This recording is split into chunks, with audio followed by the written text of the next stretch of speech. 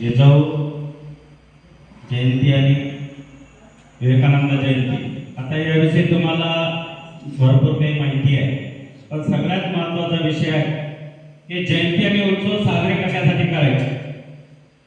Photo घेण्यासाठी, कार्यक्रम दाखवण्यासाठी, की त्या कार्यक्रमातून काही घ्यायचं आहे? आपण जर बघितलं तर सुरुवाती दीप प्रज्वलनाने असते, हार टाकून सुरुवात करतो. कशासाठी आहे? हार टाकणे कर्मकांड आहे, अगरबत्ती लावणे कर्मकांड आहे, दिवा लावणे, दीप प्रज्वलन करणे कर्मकांड आहे. आमची संस्कृती हे कर्मकांडामध्ये दडलेली आहे. या कर्मकांडाच्या मागे लॉजिक आहे आणि ते तात्विक बुद्धी, ते तर्कशुद्ध ज्ञान होण्यासाठी आम्ही कटिबद्ध पाहिजे. याचा विचार जर आम्ही केला तर आम्ही भरपूर प्रगत आहोत. कारण की आम्ही कर्मकांडी सनातनी कसे आहोत?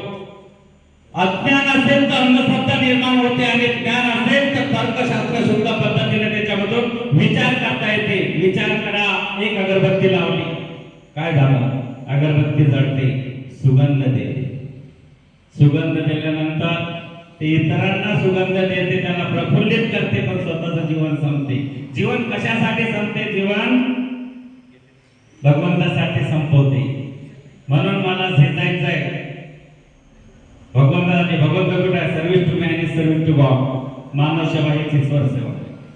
मानवाच्या सुखासाठी इतर लोक झटले, म्हणून आज आपण आयत्यामध्ये आलो. कारण की अनेक लोकांनी यांच्यासाठी झीज घेतली आणि या झिजेच्या भरोशावर हे तंत्रज्ञान विकसित झालं. जसं विज्ञान विकसित झालं, त्याला अध्यात्माची जोड जर नसते तर ते विद्वांसक बनते. आणि म्हणून थोडं महात्म्य होऊन गेले, चरित्र त्यांचे पहा जरा, आपण त्यांच्या समान व्हावे हाच आपण बोध करा. हे महात्म्यांची जयंती साजरी करण्याचा एकच उद्देश आहे, ते कसे घडले बघा. यांच्या वाट्याला जेवढं दुःख आलं तेवढं दुःख आपल्या वाट्याला अजिबात नाही. कोणताही वीर घ्या, कोणताही महात्मा घ्या, दुःखातून पुढे गेलाय. चालविली ज्वाला भिंती आपली चांगल्याची भ्रांती, मोक्ष मार्गीच्या संघातील ज्ञानोबा माझा 21 वर्षी समाधी घेतली. पूर्ण जगाला गीतेचं तत्वज्ञान मराठीतून प्रतिपादन केलं की जी गीता आजही प्रत्येकाला चालायला लावते, प्रत्येकाला बोलायला लावते, प्रत्येकाच्या जीवनामध्ये गीतेची अत्यंत आवश्यकता आहे. हेच विवेकानंदांनी जाणलं. पण विवेकानंद तयार कसे झाले?